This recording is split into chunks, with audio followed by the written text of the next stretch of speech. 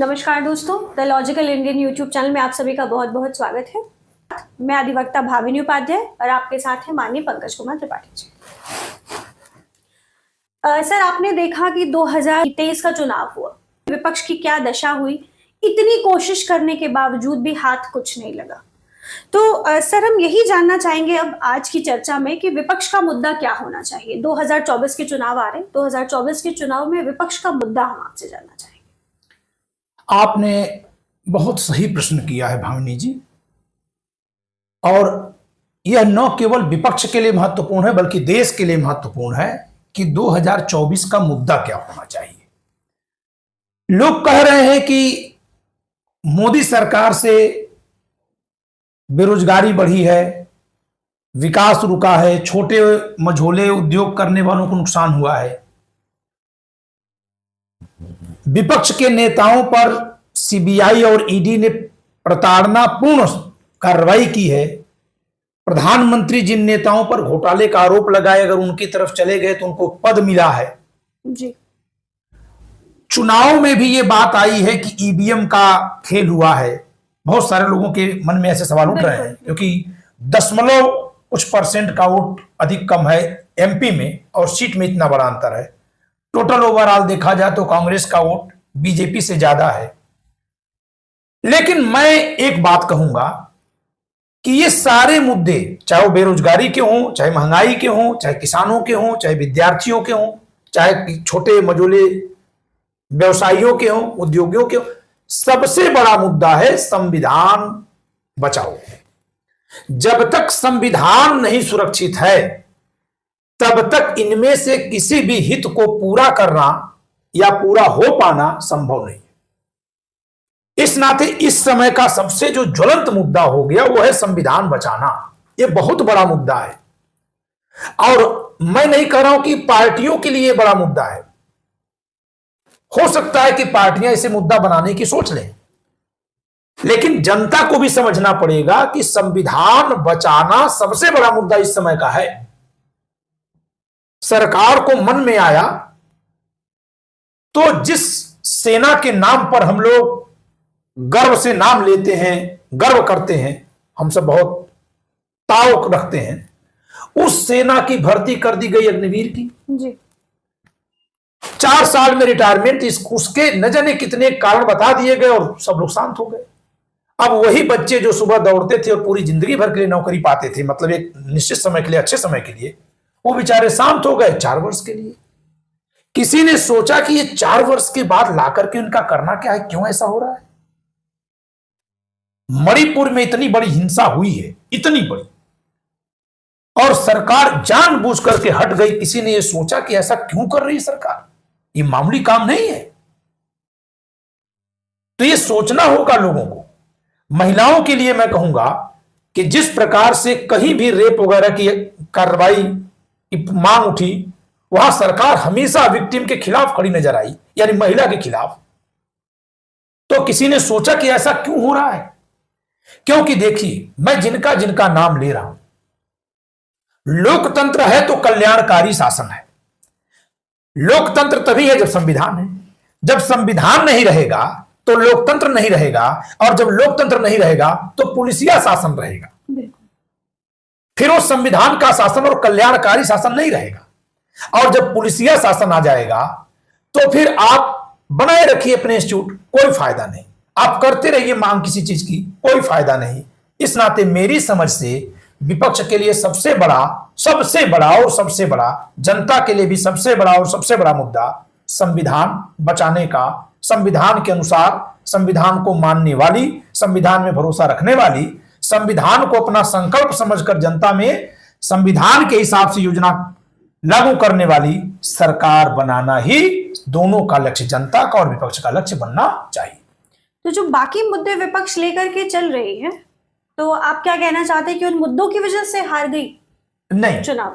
मैं यह नहीं कह रहा हूं कि उन मुद्दों की वजह से चुनाव हार गए। चुनाव हारने के और भी कारण है, लेकिन मैं यह कह रहा हूं कि अन्य मुद्दे हम भी पूरा कर सकते हैं, जो सरकार में आ गया वो भी कर सकता है। अन्य मुद्दे जनता छोड़ भी सकती है। तमाम लोग कह देते हैं कि हम 100 रुपए का पेट्रोल भरवा लेंगे, लेकिन यह तभी है जब संविधान बचा हुआ है।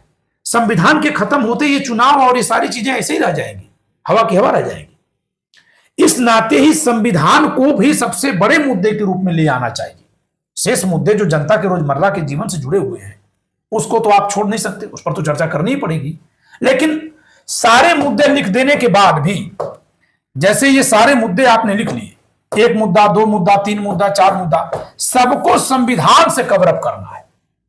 ये संविधान रहेगा तभी रहेगा और संविधान के लिए जरूरी है इस सरकार बदले, विपक्ष की सत्ता आए।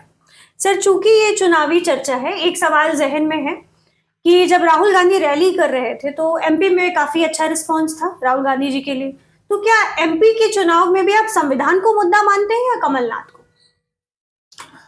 नहीं, देखिए, अभी संविधान को मुद्दा ये लोग बनाए ही नहीं है जी। कुछ संगठन बना रहे हैं मुद्दा, जो बुद्धिजीवियों के द्वारा चलाए जा रहे हैं, जो समाज सुधारकों के द्वारा या विसिल ब्लोअर्स के द्वारा चलाए जा रहे हैं, ये लोग बना रहे हैं संविधान को मुद्दा। हमारी राजनीतिक पार्टियों ने तो बनाया ही नहीं। राजनीतिक पार्टियां संविधान को मुद्दा नहीं बनाना चाहती भावनी, मैं आपको बता दूं, क्योंकि जब संविधान मुद्दा बन जाएगा तो इन पर भी सवाल उठेंगे। संविधान के अनुसार संविधान कमजोर क्यों पड़ा है? केवल बीजेपी की वजह से ही नहीं कमजोर पड़ा है, बीजेपी ने और आगे बढ़कर वही काम कर दिया। विगत 30 वर्षों से राजनीति संविधान के विरुद्ध जा रही थी, तो जो नेता बैठे हुए ये नहीं चाह रहे कि संविधान पर बहुत चर्चा हो, चाहे किसी भी पार्टी की हो, लेकिन जनता को तो संविधान चाहिए ना। आज अखिलेश यादव है, कल नहीं रहेंगे, आज सपा है, कल नहीं रहेगी, कल कांग्रेस है, नहीं रहेगी, राहुल गांधी है, नहीं रहेंगे, लेकिन ये देश और जनता रहेगी। और संविधान अगर हट गया तो जो भी रहेगी सब पुलसिया बूट के नीचे रह जाएगी। तो हमारे लिए बड़ा मुद्दा संविधान का है। हम विपक्ष से मांग करते हैं कि संविधान को आप मुद्दा बनाइए और जनता को भी जागरूक करिए कि वो संविधान को अपना मुद्दा समझे। तो मैं एक साथ दोनों से बात कर रहा हूं। सर, 2023 का जो चुनाव हुआ है, जिसमें लास्ट मोमेंट तक लग रहा था कि नहीं कुछ बदलाव होने वाला है, कुछ बदलाव होने वाला है, पर नहीं हुआ। तो अब 2024 के चुनाव भी सर पर हैं, तो आप 2024 के चुनाव को इस संदर्भ में कहां तक जोड़ पाएंगे? देखिए, 2023 के चुनाव में और 24 के चुनाव में एक बात कॉमन थी कि सारा विपक्षी दल एक तरफ हो रहा था। मायावती जी को छोड़ दें तो शेष सारा विपक्षी दल एक तरफ हो रहा था, और मतदाताओं का, जनता का, उनके मतदाता वर्ग का दबाव पड़ने पर वो अभी मोदी के साथ, केंद्र सरकार के साथ तो नहीं जा सकती। तो मध्य प्रदेश, छत्तीसगढ़ और राजस्थान के चुनाव से पहले विपक्षी एकता की बात होने लगी थी, गठबंधन बन गया था, इंडिया गठबंधन नाम पड़ गया था, बैठकें हो गई थी जी। लेकिन जो गलती ये लोग यहां किए हैं वह गलती इनकी कलई खोल रही, इनकी पोल खोल रही है। और इस पर मैंने सुबह एक वीडियो बना के डाला है, और एक जो है चुनाव परिणाम के तुरंत बाद कांग्रेस के लिए डाला था, आज मैंने सपा बसपा के लिए डाला है। उसको मैं ऐसे समझाऊंगा कि ये हो गए बीजेपी चुनाव लड़ रही है, यानी मोदी सरकार, केंद्र सरकार, जिसके विपक्ष के तौर पर हम सारी विपक्षी पार्टियों की बात कर रहे हैं, यानी केंद्र के हिसाब से विपक्ष की बात कर रहे हैं। यहां पर बीजेपी चुनाव लड़ रही है, और मोदी जी ने एक काम और भी किया कि इन्होंने अपने स्थानीय नेताओं को भी किनारे लगा दिया कि हमको नहीं चाहिए, आप, हम अपने दम पे चुनाव लड़ेंगे। हम ये आरोप लगाएंगे, चूंकि ये सत्ता में है, सरकार में है, कि इन्होंने मशीनरी का दुरुपयोग किया होगा। तो आरोप क्या केवल मुझे बानी? कितनी पार्टियां विपक्ष की यहां चुनाव लड़ी हैं? कांग्रेस, सपा, बसपा 3 बड़ी हो गई, आम आदमी पार्टी 4 बड़ी पार्टी, इसके बाद आप इस समय लड़ रही है आजाद समाज पार्टी, एक आदिवासियों की पार्टी लड़ी है राजस्थान में, कुछ सीटें भी जीती है। तो अगर आप इस तरह से देखें, ऐसे ही छत्तीसगढ़ में भी एक पार्टी चुनाव लड़ी है। कुल लगभग 8 विपक्षी दल चुनाव लड़े हैं। हम इसमें से इन 5 की ही बात करें तो इस 5 में कांग्रेस ने, चलिए, गठबंधन नहीं बनाया, अहंकार उनका दिखा। इन लोगों को एक होने से कौन रोका था? बिल्कुल कोई रोका था नहीं। मैं इसीलिए कह रहा हूं कि लोग संविधान को मुद्दा न बनाकर ये लोग अपनी पार्टियों को मुद्दा बनाए हुए कि हमारी पार्टी राज्य पार्टी का दर्जा पाले, हमारी पार्टी का राष्ट्रीय पार्टी स्तर का दर्जा रहे, हमारी पार्टी का जो कैंडिडेट है वो प्रत्याशी के तौर पे खड़ा होना चाहता है, उसको खड़ा करा लें। ये लोग बहुत बड़े मुगालते में हैं। संविधान के तहत चुनाव जब तक हो रहा है तभी तक इनकी पार्टियां रहेंगी। तो अगर ये मैं एक सवाल उठा रहा हूं कि कांग्रेस ने अहंकार में गलत काम किया, चलिए इनका तो अहंकार दिखा, इनको तो लोग चुनाव के समय से ही सवाल के नीचे रखना शुरू कर दिए कि कमलनाथ ने क्या बोला क्या बोला क्या बोला। आज भी हम लोग चाह रहे हैं कि उनको हटा दिया जाए पार्टी से। लेकिन ये लोग क्यों नहीं एक हो गए? मतदाता वर्ग की टिप्पणी पढ़िए। मतदाता वर्ग, सभी मतदाता वर्ग को इन्हीं से वो है, मतदाता वर्ग की बात करें, लेकिन नेता अलग अलग चुनाव लड़ रहे हैं। अब मैं आपसे एक बात कहूंगा, कमलनाथ ने अखिलेश यादव के लिए अपशब्द बोला था, अखिलेश वखिलेश।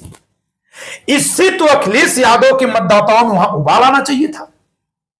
व्यवहारिक बात कर रहा हूं, राजनीतिक बात बिल्कुल कर रहा हूं। बिल्कुल।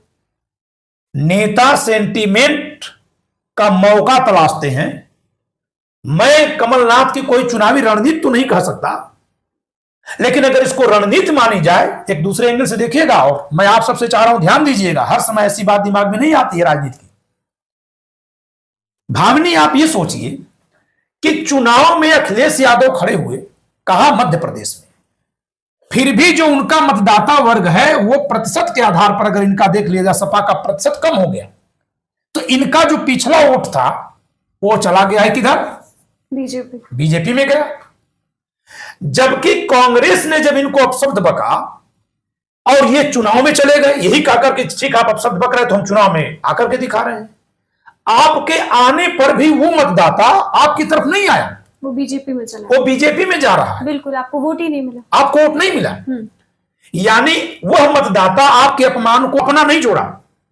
किसी भी नेता के प्रति अगर कहीं इस तरह की बात उठा दी जाती है, जैसे मोदी जी के खिलाफ, चाय वाला है, ये तो निचली जाति का है, जब कभी ऐसी बातें कही गई या कहवाई गई या बिना कहे कहे उड़ाई गई, सेंटीमेंट का लाभ ले लिया, जनता ने मोदी की तरफ वोट दिया। हमारे यहां कल्पनाथ राय को जेल हो गई थी 1996 के चुनाव में, वो जेल की फोटो टांग दिए ऐसे ही बनवा करके कि जेल के भीतर है नेता, जनता ने भर भर के वोट दे दिया। हम मान रहे हैं कि उस समय के लोग इतना सेंटी होते थे, लेकिन आज भी जो अखिलेश यादव का मतदाता है उसका सेंटीमेंट तो आना चाहिए था ना। तो आप भावनी देखिए कि इन पार्टियों ने, अगर मैं यही बात अपनी वीडियो में सुबह की कहा हूं कि कोई तो ये दिखाता कि वो संविधान के लिए कुछ त्याग कर रहा है, इस समय जनता हाथों हाथ ले लेगी। मैं दावे के साथ कह रहा हूं कि इस समय जनता भूखी है, हाथों हाथ ले लेगी। अगर ये थोड़े से अहंकारी दिखे तो इतनी बड़ी पार्टी के बावजूद भी जनता इनको आलोचना की निगाह से देखी है जी। तो अगर ये दिखते उस समय त्याग करते हुए, मतदाता में से तमाम लोग या जो कमेंट करने वाले लोग हैं, जनता की नब्ज को उस तरह से लोग नहीं देख पा रहे हैं। जनता को क्या चाहिए? देखिए मोदी जी सरकार में कैसे आए थे, अरविंद केजरीवाल सरकार में कैसे आए, जनता के दिमाग में टीवी के जरिए या जैसे भी हो सकता है अन्ना आंदोलन के जरिए ये भर दिया गया सरकार बिल्कुल ही बेकार है, करप्टेड है, काम नहीं कर रही है। अब हमारे मन में भूख खा गई कि हम सरकार बदलेंगे, तो उन्होंने गड्ढा खोदा, सरकार को उसमें गिराया, अपने उग गए। आप गड्ढा किसको खोद रहे हैं? ये अहंकारी है, वो नहीं। अरे हैं अहंकारी, रहने दो ना, आपको तो इनसे लड़ना है ना। यही बात मैं सुबह, आप मुद्दे से भटक गए, आपका मुद्दा इनका अहंकार हो गया। बिल्कुल। तो जनता के लिए आपका अहंकार उनका अहंकार मुद्दा इस समय नहीं है। और यही कारण है कि कांग्रेस चुनाव हारी है, लेकिन क्या अखिलेश यादव, मायावती चुनाव जीते हैं? है ही नहीं चुनाव। नहीं जीते हुए मैं तब मानूंगा कि जितना इनका वोट रहा उससे अधिक बढ़ जाता, कम हो गया सबका, कम हो गया। तो ये तो इनकी तो पोल खुल गई। ये जिस 85 का नारा लगाते हैं, बहुजन का नारा लगाते हैं, पीडीए का नारा लगाते हैं, अगर देखा जाए, और ये बहुत खतरनाक बात इन लोगों के सामने आई है कि मतदाता आपके ठीक बगल का, क्यों उत्तर प्रदेश के लोग मध्य प्रदेश की बात नहीं सुन रहे हैं क्या? कि मध्य प्रदेश में जो लोग हैं उत्तर प्रदेश के नेताओं की बात नहीं सुन रहे हैं। तो अगर समाज इस समय इनसे पीड़ित है और आप मुद्दा इनको बना देंगे तो आपको कोई नहीं सुनेगा। मैं दावे के साथ कह रहा हूं कि अखिलेश यादव की जिस जो जाति है उस जात के लोग यहां वोट दिए हैं, अगर पता लगा लिया जाए तो। आप इस बात को अगर मुद्दा बना रहे थे, चलिए अगर आप इसको मुद्दा बना रहे थे कि इन्होंने अहंकार दिखा दिया, आपका अपमान कर दिया, हर चुनाव में जम के यही बोलते, और बीजेपी और कांग्रेस दोनों को लोग सवर्णों की पार्टी कहते हैं, तो फिर दोनों को यही कह करके आप समाज से वोट मांगे होते, खूब अच्छे से मांगते चुनाव के टाइम पर बस चले जाएंगे और कह देंगे, इससे नहीं वोट मिलेगा। बिल्कुल। सर लास्ट क्वेश्चन मेरा ये है कि इस चुनाव में 2024 के आप विपक्ष के लिए आपका क्या मैसेज है कि विपक्ष किस दिशा में चुनाव को ले जाए ताकि उसे वोट मिल सके अधिक से? देखिए, विपक्ष खुद इस बात को मान रहा है और जनता भी इस बात को मान रही है कि इन सबको एक ही झंडे के नीचे आना पड़ेगा, एक ही नाम के नीचे, एक ही बैनर के नीचे आना पड़ेगा। तो ये केवल चुनावी चकल्लस भर के लिए आते ना दिखें कि आए हाथ मिलाए सब, ऐसा थर्ड फ्रंट हम लोग बहुत बचपन से बनते देख रहे हैं। वो थर्ड फ्रंट कुछ नहीं कर पाता था। इस समय वर्तमान राजनीति में बीजेपी फर्स्ट फ्रंट भी है और सेकेंड फ्रंट भी है। आप सोचिए कि मोदी जी के चेहरे पर चुनाव हुआ, राज्य के अपने नेताओं को उन्होंने किनारे लगा दिया बिल्कुल, और फिर भी चुनाव जीत लिया। तो फर्स्ट और सेकेंड दोनों अकेले वो आदमी है। तो इन लोगों को गठबंधन नहीं करना है, एक दिख जाना है। मैं मायावती जी को, अखिलेश यादव जी को, तेजस्वी जी को, नीतीश कुमार जी को और सोरेन जी को, ये जितने उद्धव ठाकरे जी, शरद पवार जी, जितने लोग नेता हैं, सबको एक सुझाव दे रहा हूं कि ये कुछ ज्यादा न करें, बस यही ले।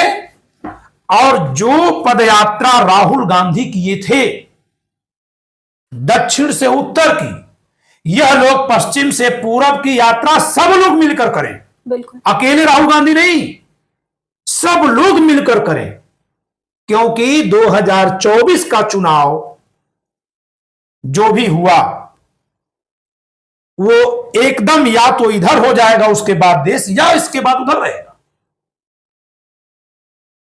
संस्थान आपके रहेंगे कागज पर, नियुक्ति के लिए, मुहर लगाने के लिए। सुप्रीम कोर्ट है ना, फैसले जितने भी आ रहे हैं, आप तो वकील हैं, पढ़ लीजिए। जैसे लगता है कि सरकार को डांट रहे हैं, लेकिन आखिरी में जाकर के कह देते हैं। क्यों कह दे रहे हैं? क्योंकि विपक्ष का कोई सपोर्ट मिल नहीं पा रहा उनको। विपक्ष भी मेहनत कर रहा है अलग अलग। हाँ।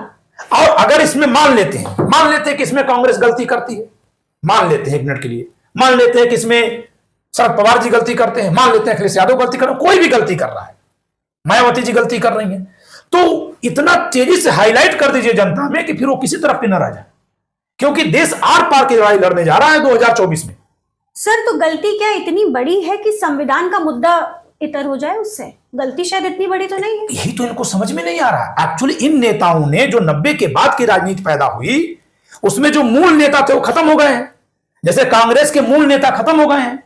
इन सारे नेताओं का जनाधार अपवादिक तौर पर छोड़ दिया जाए तो इनके पूर्वजों का जनाधार है। बिल्कुल। इनको ये समझ में ही नहीं आ रहा है कि जब राजनीति बदल गई, चुनौतियां बदल गई, तो अब हम कैसे चलेंगे। भाई सन 90 में चुनाव लड़ रही थी, उस समय जनता दल खड़ा हुआ, बाद में सपा हुई, बसपा उसी समय पैदा हुई। ठीक, इन लोगों का मुद्दा क्या था? सवर्ण विरोधी मुद्दा। सवर्ण विरोधी मुद्दा बीजेपी का मुद्दा हुआ मुस्लिम विरोधी, हिंदुत्व का मुद्दा, इनका जात का मुद्दा। ये आज भी सवर्ण विरोधी मुद्दे पर अटके पड़े हैं और वो हिंदुत्व का मुद्दा उठा करके सारे बैकवर्डों को अपनी तरफ कर लिया। तो बैकवर्ड ही उधर भी है और बैकवर्ड ही इधर भी है। भाई केशव प्रसाद मौर्य जी बीजेपी में डिप्टी सीएम है और स्वामी प्रसाद मौर्य जी रामचरितमानस दिखा दिखा कर कह रहे हैं गलत है, गलत है, गलत है। आप बताइए। बिल्कुल। और दोनों ही बड़े नेता हैं। अभी इनकी बेटी यहां सांसद थी, अभी ये खुद थे। तो रामचरितमानस कितना बड़ा मुद्दा बन पाएगा? बनाते रहिए यार। जो लोग हिंदुत्व की तरफ जाकर वोट दे रहे हैं, ओबीसी हैं, एससी हैं, एसटी हैं, उनके लिए आप रामचरितमानस पर सवाल करेंगे तो और वो दुखी हो जाएंगे कि ये न जाने कौन सी बात कर रहे हैं, क्योंकि सदियों से उन्होंने ये सवाल देखा ही नहीं, सुना ही नहीं। पंकज त्रिपाठी से सवाल करेंगे आप तो पंकज त्रिपाठी कहेंगे कि हाँ इसमें कुछ गलत लिखा है। क्यों? क्योंकि हम तार्किक हैं, हम पढ़े लिखे के तरीके से बात कर देंगे, हमें कोई दिक्कत नहीं है। लेकिन चुनावी मुद्दा जब बनाएंगे तो चुनावी मुद्दा जनता से जुड़ा होना चाहिए। रामचरितमानस में कुछ भी लिखा है, उससे जो गुजरना था, जो होना था, वो हो चुका है। अब तो संविधान लिख दिया गया है ना, तो हमें संविधान लागू करने की तरफ चलना चाहिए। और यह लोग नहीं समझ रहे हैं कि चाहे जितना भी सवर्ण मानसिकता को दोष दे ले, उसमें इतनी एनर्जी ही नहीं है सवर्ण मानसिकता में कि उसको विरोधी बना करके आप कुछ कर पाए। पूछिए कैसे? 90 में जो सवर्ण विरोधी राजनीति चली थी भावनी, उस समय की दशा यह थी कि सारे पदों पर ब्राह्मण थे। तो जैसे ही नेता भाषण दिए, चाहे कांसी राम हो या मुलायम सिंह यादव हो या लालू प्रसाद यादव हो या बीपी सिंह, तो खैर वो तो राजनीति से उस समय तुरंत बाहर हो गए, जितने भी ये ओबीसी और दलित समाज से आने वाले, ओबीसी और दलित की राजनीति करने वाले नेता, जब इन्होंने सवर्णों के खिलाफ मानसिकता तैयार की तो जनता को हर जगह पद पर ये जातियां दिख रही थी, बिल्कुल अब बड़े प्रभुत्व रूप में दिख रही थी। अब आप कह रहे हैं और वो साथ में बैठ के हो तो दारू पी रहा है। पता चला कि मूर्ति रख करके भांग पी के सवर्ण का बेटा, ओबीसी का बेटा, दलित का बेटा सब एक साथ डांस कर रहे हैं, बिल्कुल कर रहे हैं। और रामलला हम आएंगे, मंदिर वहीं बनाएंगे। अब आप कहेंगे सवर्ण ने हमें सताया था 2000 साल, वो बच्चा ध्यान ही नहीं देगा, क्या बता रहे हैं। बहुत ज्यादा आप कहेंगे तो कहेंगे कि पुरानी बातें करते हैं, आज तो कहीं है ही नहीं। ये मैं रियल बात बता रहा हूं। मेरे गांव में जो एससी बच्चे हैं, जो सवर्णों के घर के बगल अगल जिनका गांव, वो इन सब बातों को नहीं सुनते। वो कहते हैं कि कहां ऐसा कभी नहीं होता। अच्छा, मैं तो मान लीजिए इतिहास की बात को स्वीकार कर ले रहा हूं, लेकिन जो चुनाव में होगा सवर्ण, वो कहेगा ये सब झूठी बातें हैं और उसको झूठी लग जाएंगी। बिल्कुल। तो इनका मुद्दा रामचरितमानस की बजाय संविधान हो जाना चाहिए। जिस दिन इस संविधान को हाथ में लेकर, आप कल्पना करिए भावनी, कि ये सारे 20 पार्टियों के नेता, 28 पार्टियों के नेता बारी बारी से सूरत से लगाए सिलचर तक की पद यात्रा कर दे। मैं तो कहता हूं कि फिर से एक बार दोनों दिशाओं में यात्रा हो जाए। हमारे पास इतने नेता हैं और ये लोग सारे पूरे भारत की पद यात्रा कर दे, एकदम माहौल बनाकर कि भारत का संविधान इस समय खतरे में है। खतरे में क्यों नहीं है? तो सर इसमें तो अधिवक्ताओं की भी और आपकी और हमारी भी बहुत बड़ी भूमिका होगी। बिल्कुल, संविधान ही नहीं रहेगा सर, हम आप कहां रहेंगे। और ये लोग गलतफहमी में हैं, बहुत ही जल्दी संविधान के प्रति लोगों का लगाव कम हो जाने वाला है, क्योंकि लोग विकल्प तलाश लेंगे। जैसे सरकारी नौकरियों के लिए अब मांग कम हो गई, अब लोग अडानी की कंपनी में नौकरी करने लगे, तो जो वहां नौकरी कर रहा है वो आवाज कैसे उठाएगा? चाय का ठेला लगाने लगे। तो ऐसे ही ये कह दिया जाएगा कि संविधान आपकी कौन सी समस्या समाप्त कर रहा है। हम आप कोर्ट में हैं, जब कोर्ट में फैसला ही नहीं आएगा तो हमारे पास मुवक्किल ही नहीं आएगा। नहीं, वो बाहर गोली मार देगा। बाहर अपना, या तो बाहर गोली मारेगा, या अपना सेटलमेंट करेगा, लेकिन न्यायालय में उसका विश्वास कम होगा। न्यायालय हमारे आपके लिए नहीं बना है, न जज के लिए बना है, न्यायालय जनता के लिए संविधान में बना था। तो फिर क्या होगा? जो ताकतवर होगा वो सताएगा और वहीं से वो एडजस्ट करेगा। जो गरीब होगा, कमजोर होगा, वो कहेगा अरे भाई कहां वहां जा, वहां तो और परेशानी, निर्णय नहीं आता है। तो संविधान को लेकर चलना पड़ेगा। इसमें एक चुनौती विपक्ष के नेताओं के सामने आएगी कि स्वयं इनका भी चरित्र, मैं मोरलिटी की बात नहीं कर रहा हूं, राजनीतिक चरित्र की बात कर रहा हूं, इनकी संवैधानिक शुचिता की बात कर रहा हूं, उसे भी इनको सही करना पड़ जाएगा। सर तो वो आसान काम है, जो जोखिम हमारे सामने है उसकी तुलना में वही है। और अगर हमारे ये नेता ये नहीं करते हैं तो ये मान लीजिए कि ये नेता हमारे हैं ही नहीं सर, क्योंकि 2024 के बाद आपके हिसाब से मौका मिलने वाला नहीं। इनके हिसाब से भी इनको भी पता है। हाँ, इनके पास एक चॉइस होगी, या तो बीजेपी की तरफ खड़े होगी, एकल पार्टी शासन। चीन में है ना एक पार्टी शासन है, लोकतंत्र वहां भी है, एक ही पार्टी है। रसिया में एक पार्टी, दूसरी पार्टी नहीं होती है, तो चुनाव होने का कोई मतलब नहीं होता है। यहां दूसरे तरह की पार्टी हो जाएगी, चुनाव बंद हो जाएगा। आपको पता है इंदिरा गांधी ने जो राजपूताना से, यानी कि जो रियासतदारों से, मैं राजपूताना गलत बोल दिया, आपको पता है इंदिरा गांधी ने जो प्रीवी पर्स बंद किया था 1969 में, 1969 में, और उसके बाद उन्होंने जो किलों को ले लिया था वापस, जिन किलों में टिकट बेच करके सरकार कमा रही है, सरकार अपने आदेश के जरिए पुनः रजवाड़ों के परिवारों को वापस करने जा रही है। अभी वो कहेगी इनको हम लीज पर दे रहे हैं, लेकिन मिलेगा उनको? वो सारे रजवाड़े पार्टी में चले जाएंगे, उधर ये सब चले जाएंगे। क्यों नहीं जाएंगे भाई? आपको जहां संविधान में मिल रहा है आपको वहां जाना, आप नहीं जा रहे हैं। मैं ही कितने दिन पुकार मचाऊंगा भावनी, आप बताइए। मैं यहां जब संविधान की किताब दिखा रहा हूं, आप कुछ लोगों के कमेंट पढ़ रही होंगी कि लोग मूल थीम को नहीं समझ रहे हैं। हमको हिस्सेदारी चाहिए, ब्राह्मण विदेशी है। आप कहेंगे ब्राह्मण विदेशी है, अलग थलग पड़ जाएंगे, क्योंकि यह मुद्दा है ही नहीं। देश में मुद्दा है कि मुस्लिम आक्रांता है, हम खतरे में हैं। तो उल्टा पड़ जाएगा। बिल्कुल, पहले आपने मुगलों को मुद्दा बनाया, अब ब्राह्मणों को मुद्दा बनाया। मुगलों को जो मुद्दा बनाया वो बना सकता है। क्यों बना सकता है? क्योंकि ब्राह्मण केवल भारत में है और मुगल यानी मुसलमान पूरी दुनिया में है। तो पूरे दुनिया में कहीं अगर आतंकवादी घटना घट रही है, पाकिस्तान में कुछ हो रहा है, बांग्लादेश में कुछ हो रहा है, तो एंटी मुस्लिम जो राजनीति करते हैं उनके लिए एक मसाला मिलता है, उनके लिए एक कारण मिलता है। वो अगर कहते हैं कि ऐसा हो सकता है तो वाजिब भय लगता है लोगों को, वो भय सही हो भी सकता है। लेकिन अगर आप कहेंगे कि ब्राह्मण ऐसा कर देगा तो उसके लिए तो संविधान है, आप इसकी बात कर नहीं रहे हो, इसी से तो रखवाली हुई थी ना, इसकी तो बात नहीं कर रहे हो। और फिर आप कहोगे ब्राह्मण ऐसा है वैसा है, और वह वर्ग खुद ही जाकर के हिंदुत्व की डफली बजा रहा है, वो भी संविधान को न जानता है, न हमारे नेता संविधान को जानते हैं। तो जिस ब्राह्मणवाद की चुनौती आप पेश कर रहे हैं उससे निकलने का उपाय क्या बता रहे हैं आप? बिल्कुल। तो इनको उपाय के तौर पर काम करना चाहिए, सिर्फ चुनौती नहीं बताना चाहिए। वह अगर एंटी मुस्लिम राजनीति करी गई दुनिया में वो सफल हो जाएगी। क्योंकि अभी देखिए फिलिस्तीन और इजराइल का मुद्दा, नेशनल टेलीविजन पे उनके पास सामग्री है कि वो दिखा दें कि आतंकवादी हैं और देखिए मार रहे हैं। वो हर लोग देख रहे हैं। कौन लोग? केवल ब्राह्मण देख रहे हैं, ओबीसी नहीं देख रहे हैं, सब लोग देख रहे हैं, तभी सड़क पे नाच रहे हैं। आप क्या दिखाएंगे? रामचरितमानस में लिखा है। अब जो लोग रामचरितमानस पढ़ते हैं, जिन्होंने मन्नत मानी कि हमारे बेटे को नौकरी मिल जाएगी तो हम रामचरितमानस कराएंगे, उन्होंने देखा यही तो आयोजन होता है, तो कहेगा अरे ये फालतू बात कर रहे हैं, पहले तुम करवाते थे, हमारे सब अच्छा हो रहा था। अब आप सामाजिक सुधार कर रहे हैं तो कर लीजिए, लेकिन सामाजिक सुधार तभी तक कर पाएंगे जब संविधान के अंतर्गत आपको बोलने का अधिकार रहेगा। तो पहले ये जरूरी है, फिर जब लोग शिक्षित हो जाएंगे तो वो किताबों में जो बातें भेदभाव की लिखी वहीं की वहीं रह जाएंगी। हाई कोर्ट में हम आप हैं, कोई भेदभाव कर पाता है? लेकिन गांव में क्यों हो जा रहा है? क्योंकि वहां शिक्षा का वह स्तर नहीं है, जागरूकता का वह स्तर नहीं। तो वह स्तर कैसे जाएगा? संविधान से जाएगा। आप दवा भेजिए, केवल बीमारी कब तक बताएंगे? तो इस नाते मेरा सुझाव यह है कि ये लोग संविधान बचाओ रैली निकालें, दक्षिण से उत्तर और पूरब से पश्चिम भारत की पदयात्रा करें, सारे नेता जनता को जागरूक करें, यही एक उपाय है। इसके अलावा कोई उपाय नहीं। और सर हमारे व्यूअर्स जो देख रहे हैं उनके लिए, क्योंकि उनका भी तो एक रोल है ना, वोटर्स तो आखिरकार वही, उनके लिए मेरा बहुत पहले से सुझाव है, जिसको मैं आलोचना के भाव से कहता हूं कि आप बात करने वाले पर मत सवाल करिए। होता क्या है कि 90 की राजनीति में एंटी ब्राह्मण राजनीति की गई भावनी।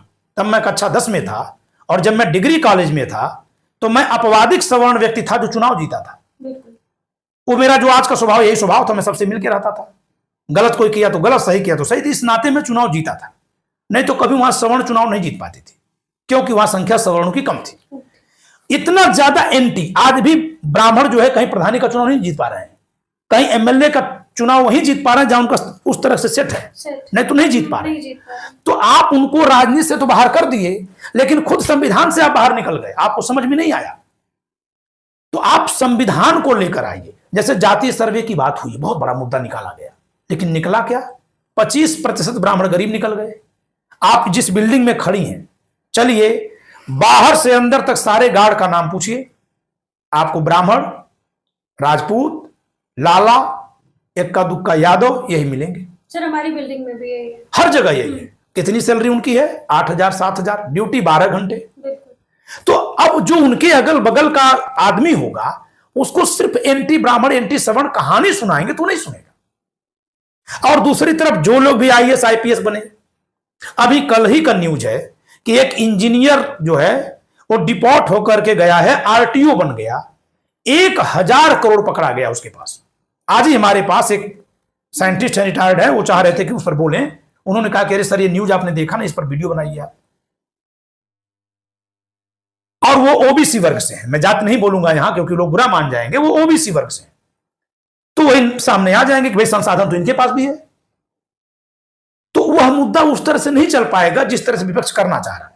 इसी नाते इसमें मुझे तेजस्वी यादव की राजनीति तुलनात्मक रूप से सही लग रही है। वो ये कहते हैं कि नहीं हम सबको लेकर चलेंगे। आप सबको लेकर चलने की बात करिए। आप ये सवाल कर दीजिए ना कि ये जो बिहार में सर्वे आया है, ये जो 25% गरीब सवर्ण है, इनको हिंदुत्व की राजनीति से क्या क्या मिलेगा बताए? सवाल करें ना उन्हीं के लिए, तब समझ में सबको आएगा। तो मेरा मानना है कि संविधान को मुद्दा बनाना होगा, लोगों के वास्तविक समस्या को मुद्दा बनाना होगा, लोगों के हक को मुद्दा बनाना पड़ेगा। एक दूसरे के खिलाफ हक को मुद्दा न बनाइए, लोगों के सरकार से जो हक है उसको मुद्दा बनाइए, तब जाके सही होगा। बहुत बहुत धन्यवाद सर आपका। कल भी हम इसी चर्चा को कंटिन्यू करेंगे 2024 के इलेक्शन के लिए। तब तक आप लोग के जो भी सवाल हो, नंबर हमारा स्क्रीन पे है, आप उस पर व्हाट्सएप कर सकते हैं, कॉल कर सकते हैं। टिल देन आप हमारे चैनल को सब्सक्राइब करें, लाइक करें